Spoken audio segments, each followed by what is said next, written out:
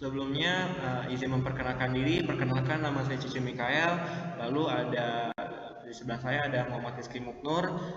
Kami akan mempresentasikan mengenai anggaran sebagai objek akuntansi sektor publik. Oke, yang akan dijelaskan oleh Muhammad Rizky Muknur. Pembahasan pertama itu tentang keterkaitan keuangan negara dan daerah dengan ASP. Nah, jadi di sini keuangan negara adalah selama hak dan kewajiban negara yang dapat dinilai dengan uang. Demikian pula segala sesuatu baik yang berupa uang maupun barang yang dapat dijadikan milik negara sehubungan dengan pelaksanaan hak dan kewajiban yang dimaksud. Nah, pengertian ini menurut Sugianto dan pembahasan selanjutnya itu hak dan kewajiban. Nah, di sini ada beberapa macam hak dan kewajiban. Nah, yang pertama itu hak. Hak itu ada 3. Yang pertama itu hak mencetak uang, yang kedua itu menarik pajak dan retribusi, yang terakhir mengadakan pinjaman. Nah, jadi di sini hak negara yaitu dan selanjutnya itu kewajiban negara. Nah, kewajiban negara itu menyelenggarakan tugas negara sebagai tercantum pada pembukaan Undang-Undang Dasar 1945. Yang kedua itu rencana pembangunan jangka panjang atau RPJP. Yang ketiga itu rencana pembangunan jangka menengah atau RPJM. Yang keempat itu rencana kerja pemerintah atau RKP. Dan yang terakhir itu Undang-Undang APBN. Nah, prinsipnya adalah mensejahterakan rakyat, melayani masyarakat umum, dan sebagai aparat pembangunan. Dan selanjutnya itu keterkaitan keuangan negara dan daerah dengan akuntansi sektor publik. Nah, di sini tuh ruang lingkup keuangan negara dibagi menjadi 2 macam atau dikelola 2 macam. Yang pertama itu dikelola oleh pemerintah dan yang kedua dipisahkan penggunaannya. Nah, yang dikelola oleh pemerintah itu dipisahkan lagi menjadi 2. Yang pertama itu pemerintahan pusat dan yang kedua itu pemerintahan daerah. Jadi dibagi lagi nih pemerintahannya. Dan yang dipisahkan penggunaannya itu contohnya seperti BUMN. Jadi dia itu dipisahkan laporan keuangannya. Oke, baik. Saya akan menjelaskan mengenai lingkup pengelolaan keuangan daerah. Nah, di sini ada perencanaan, pelaksanaan, dan pengawasan. Dan di dalam ruang lingkup tersebut ada input, proses, dan output. Nah, saya akan menjelaskan mengenai perencanaan tersebut. Perencanaan dulu. Lalu dari perencanaan tersebut ada arah dan kebijakan umum, bisa melalui Renstada, dokumen perencanaan lainnya, penjaringan aspirasi, kinerja masa lalu, dan kebijakan pemerintah pusat. Nah, nanti di input ini strategi dan prioritas ini di input, lalu dibuatlah program kegiatan anggaran. Nah, nanti hasilnya itu menjadi APBD. Nah, dari APBD itu kan termasuk output, nanti di input lagi jadi pelaksanaan, nanti di input APBD-nya, lalu diproses proses akuntansi. Nah, lalu hasilnya itu kan menjadi laporan pelaksanaan APBD.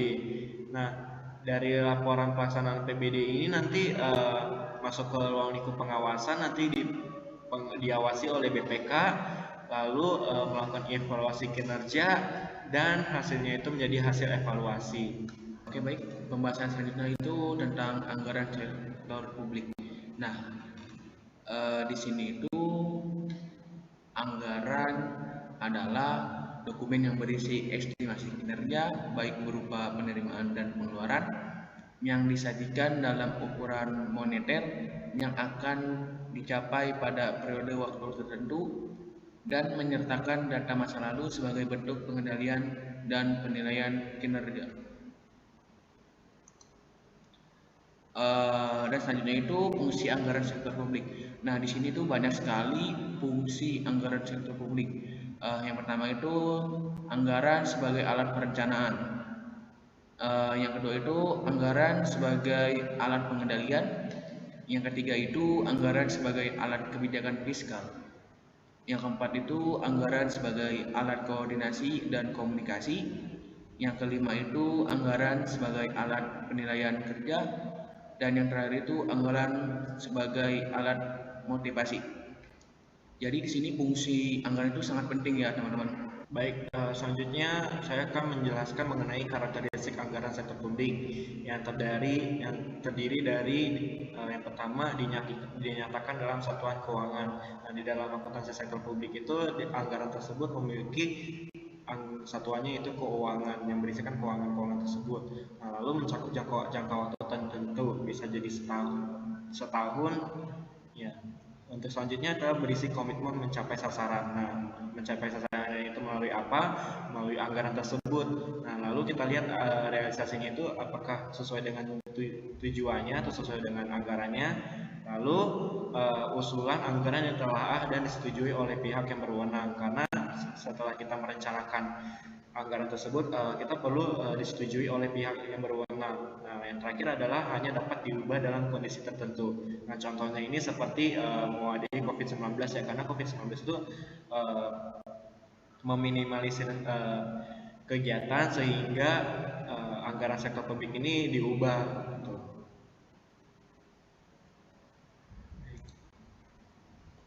Untuk selanjutnya adalah jenis-jenis anggaran. Nah, jenis-jenis anggaran ini terdiri dari berdasarkan jenis aktivitasnya, yaitu anggaran operasional, yaitu anggaran yang ditunjukkan guna menjalani operasi atau kebutuhan harian dalam menjalankan pemerintahan dalam 1 tahun. Nah, lalu ada anggaran modal. Anggaran modal ini mencatatkan rencana jangka panjang serta pembelajaran aktiva tetap. Nah, selanjutnya adalah berdasarkan status hukumnya, yaitu anggaran kontraktif, merupakan anggaran yang tidak perlu adanya pengesahan dari lembaga legislatif karena penggunaannya biasanya berasal dari hal-hal di luar rencana.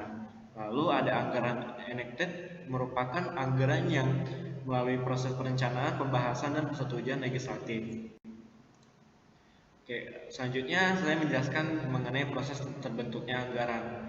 Nah, proses terbentuknya ini diawali dengan tahap persiapan. Nah, pemerintah merencanakan tahap persiapan tersebut. Nah, untuk selanjutnya itu dari rencana tersebut disetujui oleh bagian legislatif, lalu dibuatlah tahap administrasi. Nah, dibuat tahap administrasi, setelah kegiatannya sudah selesai, dibuatlah tahap pelaporan. Dari anggaran tersebut dibuatlah laporan realisasinya itu berapa aja dan kita sesuaikan dengan laporannya. Nah, habis yang terakhir adalah tahap pemeriksaan. Tahap pemeriksaan ini dilakukan oleh Badan Pemeriksa Keuangan.